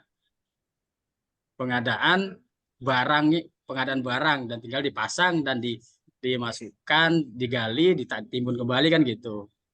Nah, dan aksesoris-aksesoris yang ada Pak itu di sana itu ketika kita beli jumlah besar itu dikasih aksesoris Pak. Jadi aksesoris itu ada Gratis. bonus lagi gitu loh. Saya waktu ke distributornya itu. Jadi Pak aksesoris setiap pembelian sekian dapat aksesoris ini. Misalnya contoh kilometer yang ke rumah Pak, yang untuk distribusi ke rumah itu ada kilometernya. Itu diberi Pak setiap sekian meter itu diberi sama mereka. Seperti Iya. itu. Nah, makanya kalau kasusnya pipa ya wajar kalau saya bilang Pak Tommy itu sampai 30% itu masih wajar karena di distributornya memberikan diskon yang besar sekali. Tuh. ya. Ini selanjutnya Pak terkait upah penyusunan HPS-nya Iya, itu bagaimana? berdasarkan OMP Pak ya. Iya. Apakah Ya. bisa di atas OMP? Kalau saya Pak berdasarkan survei Pak. kita datangin tukang, kita tanya, Bapak satu harinya kena berapa? Terus kalau misalnya borongan berapa? Nah, nanti tuangkan ke dalam HPS. Misal per hari saya Pak 80.000, sedangkan di SSA misalnya 100.000. Nah, nanti misalnya ada lagi kenaikan sekitar atau tukangnya 150 tapi di SSA misalnya 100 yang tadi bilang Pak Tommy ya, di atas berarti ya, di atas SSA ya. Kalau saya Pak berdasarkan di lapangan, tapi kita punya data Pak, punya dokumentasi bahwasannya kita memang menanyakan kepada tukang ini namanya, kalau perlu kita minta KTP-nya bahwasannya harga satu harinya dia itu 150.000, bukan 100, walaupun di SSA 100. Nah, nanti kita data itu yang kita artinya jadi lembar kita Pak untuk apabila ada pemeriksaan atau auditor ya, ini kita memang berdasarkan kita sudah eh, apa artinya tanya langsung kuesioner segala macam ya, ini yang didapat gitu, seperti itu.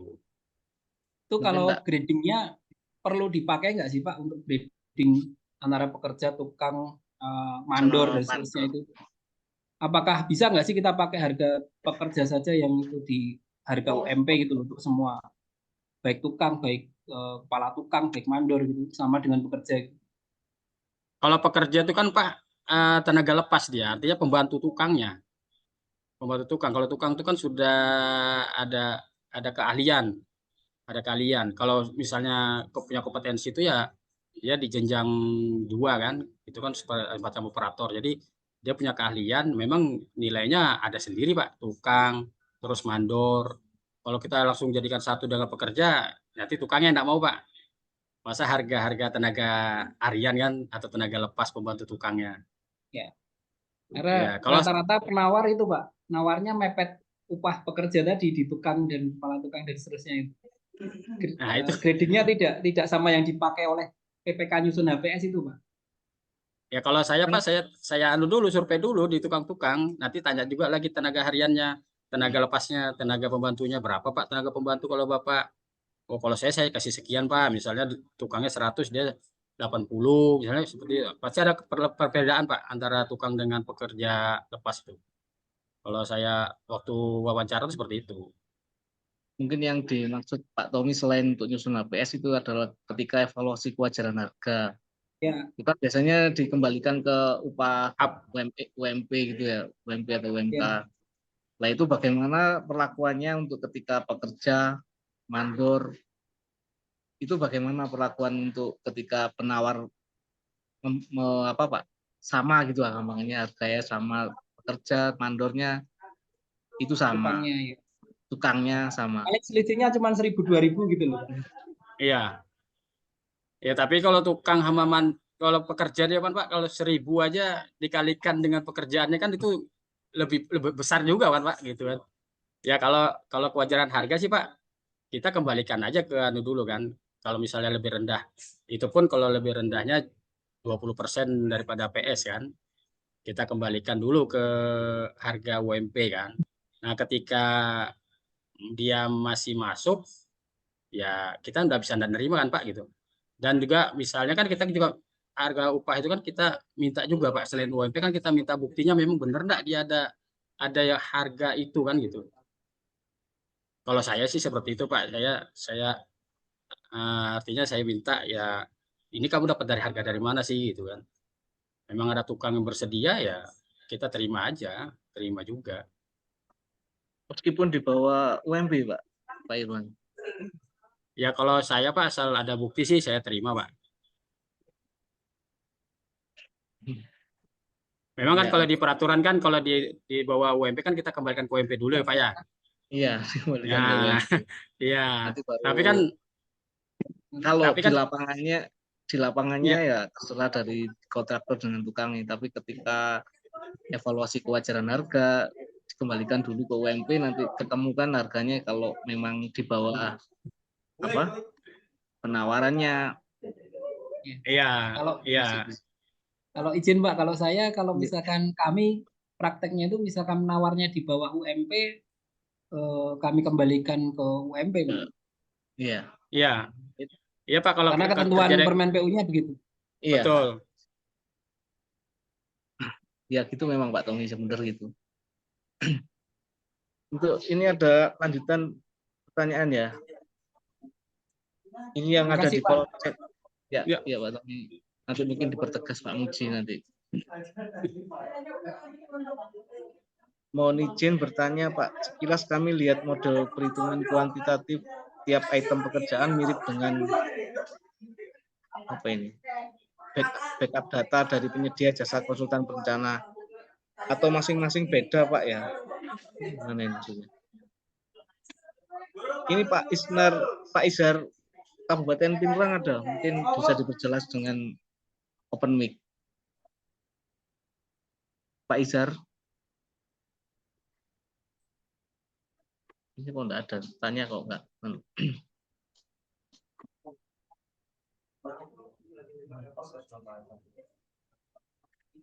Ini bisa Pak Irwan, saya sebut Ya, Pak. bingung ya. Mana Pak, yang Bisa mana Pak? ditanggapi? Yang ini Pak Izhar ini. Mohon izin bertanya Pak. Saya cari Yang juga nih di kolom chat ya Pak ya. 237. Kolom chat menit 237 PM. Menit 15.237. Iya, 14.37 berarti. 237. 14.37. Wah, saya pertama 14.43 nih Pak. Duh. Iya. Apa pertanyaannya Pak?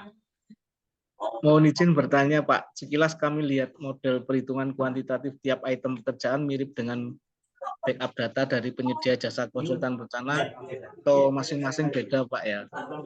Atau mungkin ini yang dari konsultan perencana EE-nya, ataukah langsung jadi OE, atau bagaimana?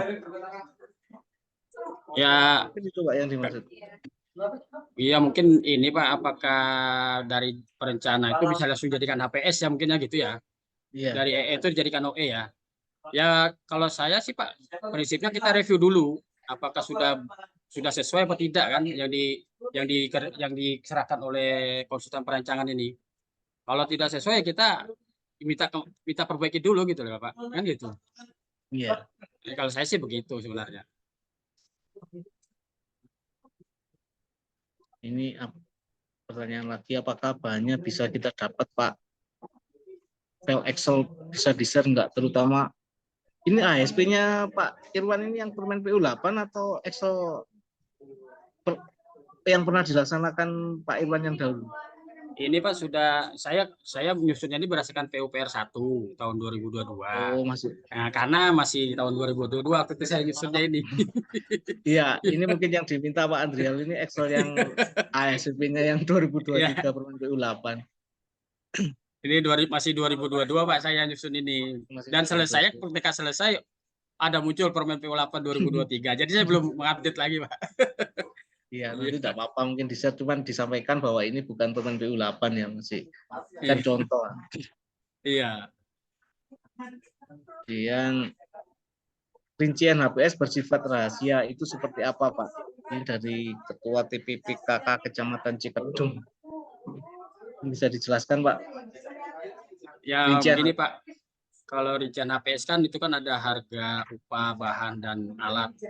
Nah upah, harga, dan alat itu yang kita tidak boleh melihatkan kepada penyedia. Kalau koefisien, terus kuantitas, volume pekerjaan, ya itu kan masih terbuka Pak di dalam portal itu kan juga terbuka kan di LPS kan terbuka itu.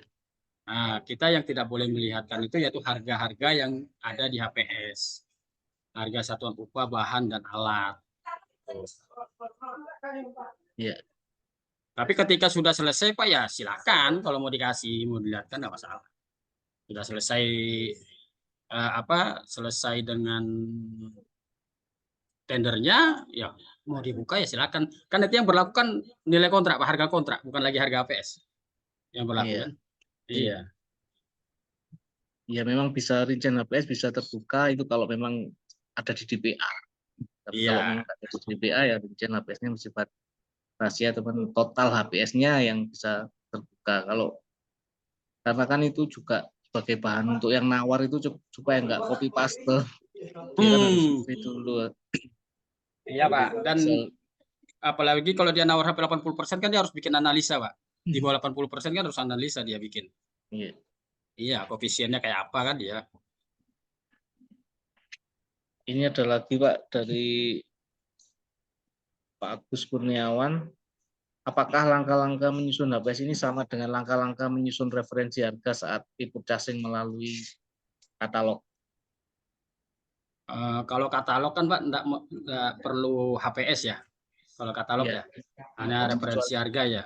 Referensi harga kan kita Dikecualikan, bisa ya dikecualikan kan untuk penyusunan HPS kan di enggak apa-apa tidak ada kan. Nah, kalau referensi harga kan kita hanya melihat Pak, di contoh di daerah lain referensi harga ada nggak untuk harga katalog. Nah, itu terus untuk perlakuan dengan daerah kita seperti apa gitu, bisa dipakai apa tidak seperti itu kan. ya. Jadi ini mungkin pertanyaannya apakah sama HPS dengan referensi harga saat input casing melalui e-katalog gitu. Kalau yang referensi harga saat input casing ini kan untuk dasar untuk melakukan negosiasi. Kalau yang Iya. untuk menyusun HPS ini kan itu secara dihitung secara keahlian. Ya sebenarnya hampir sama, cuman penggunaannya yang berbeda. Ya kalau saya Pak, kalau misalnya purchasing itu atau katalog itu ya saya menghitungnya ini aja. Misalnya gedung itu per meter persegi. Kalau misalnya pekerjaan jalan kan itu meter kubik Pak. Kita lihat meter kubiknya dulu. Nah, baru kita ya berapa volume yang kita butuhkan kan seperti itu. Ya, ya. Ini waktunya udah habis ya. Mungkin Pak Muji masih OTW atau gimana Pak? Oke, masih Pak Madon. Oh iya Pak. Ya, Bapak Ibu hormati ya. Sekarang suaranya siapa? Ulang ini suaranya. Iya, ini Oke. Ya, Bapak Ibu, sekarang pengadaan konstruksi itu ada Permen PUPR nomor berapa? 8 tahun 2023. Kemudian ada SE Ditjen Minkon nomor 73 tahun 2023. Kan malas juga mas mau di kantor polisi lagi. Iya kan apakah kita itu Ya, Excel-nya sendiri tidak dibuat. Kementerian PUPR tidak membuat ya. Ya, jadi Excel-nya Kementerian PUPR tidak membuat Excel-nya. Ya silakan Bapak Ibu mengembangkan dari SC Ditjen Minkon tadi, silakan buat Excel-nya. Jadi Excel resmi dari Kementerian PUPR tidak ada. Ya, kemarin saya diskusi seperti itu, tidak ada. Jadi yang perlu kita pahami itu ya. Jadi kalau Pak Irwan tadi membagi-bagi Excel, ya tinggal kita sesuaikan aja lah dengan SC-nya Ditjen Minkon tahun 73 tahun 2023 ini. Kemudian HPS yang kita bangun selama ini nggak presisi, maka ditegurlah ini Kementerian PUPR sama KPK. Ini HPS-mu nggak presisi, bukan presisi lah bahasanya. Tidak banyak iya, di bawah kalau kita masih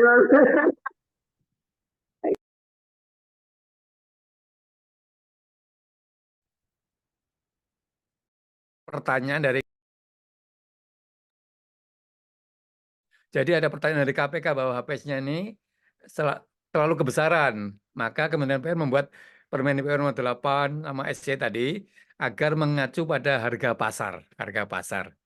Terus saya beri masukan, Pak, Bapak mengajarkan evaluasi kewajaran harga di bawah 8%. Seharusnya itu nggak perlu ketika Anda bisa buat HPS yang presisi. Contoh, tadi pengadaan pipa paralon. Ya, pipa tadi. Kalau beli satu pipa mungkin harganya 200.000.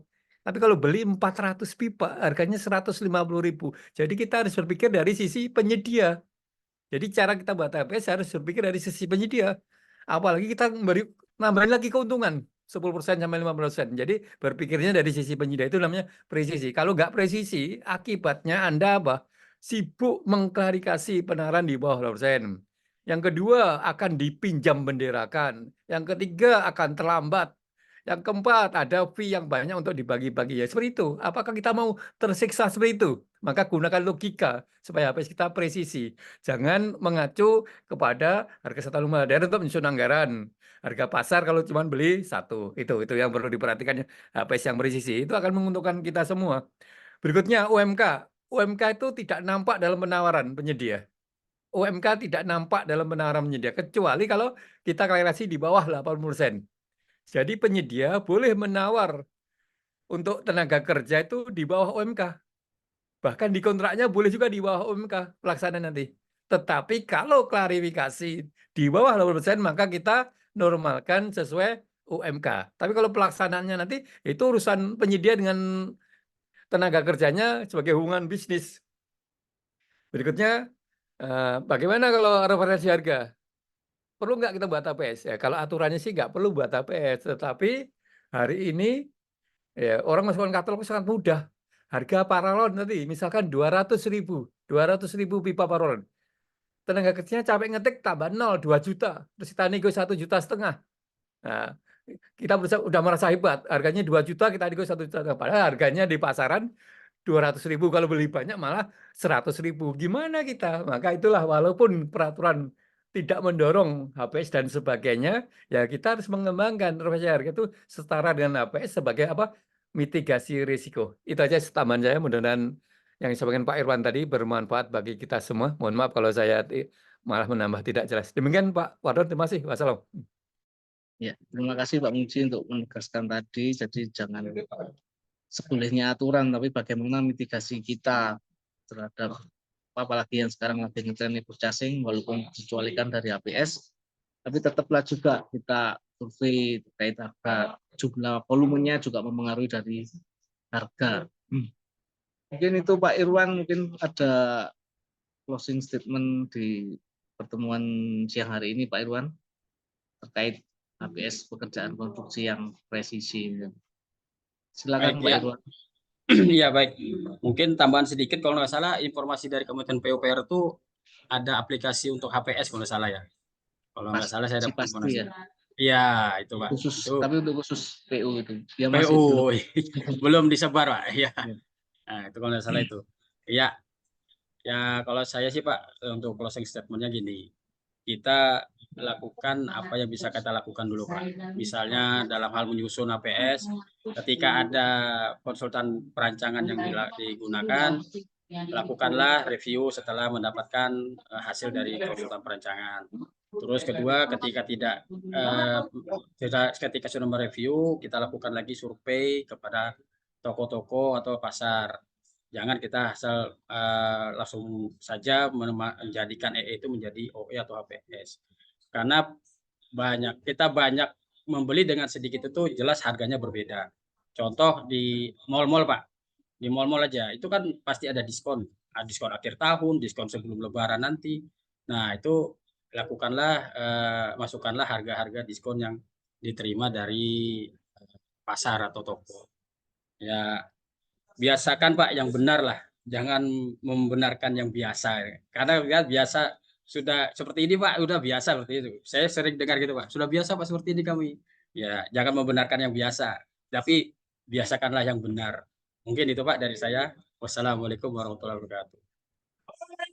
Terima kasih. Itu tadi Bapak Ibu, mungkin yang belum isi daftar hadir, silakan mengisi daftar hadirnya.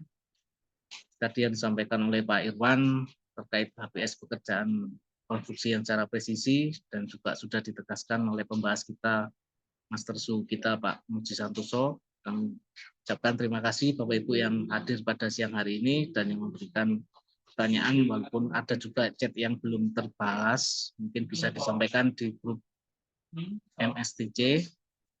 Saya selaku moderator, apabila dalam penyampaian mengawal Pak Irwan Iskandar ini ada kekurangan, mohon maaf. Saya akhiri. Assalamualaikum warahmatullahi wabarakatuh. Waalaikumsalam warahmatullahi wabarakatuh.